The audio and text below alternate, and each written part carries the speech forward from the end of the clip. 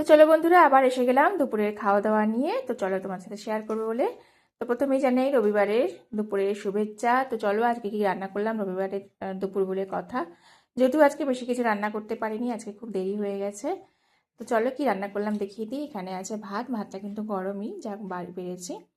আর এখানে আছে শীষ পালংয়ের তরকারি, আলু বেগুন কুমড়ো শিম দিয়ে করা।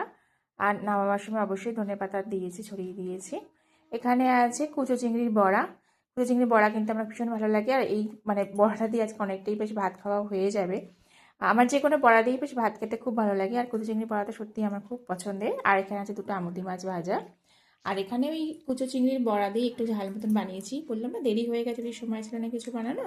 তো এই কুচো চিংড়ির বড়াতে একটু ঝাল বানিয়ে নিয়েছি। তো এই হচ্ছে আজকে রবিবারের দুপুরে আমাদের তো খাওয়া দাওয়ার আয়োজন। তোমরা বাড়িতে আজকে রবিবার দুপুরে কী কী বানালে আমাকে কমেন্ট করে জানাও। আর আমার রেসিপিটা তোমাদের কেমন লাগলো সেটাও কিন্তু কমেন্ট করতে ভুলো না। তো চলো চটপট খেতে বসে যাই, অনেকটাই বেলা হয়ে গেছে।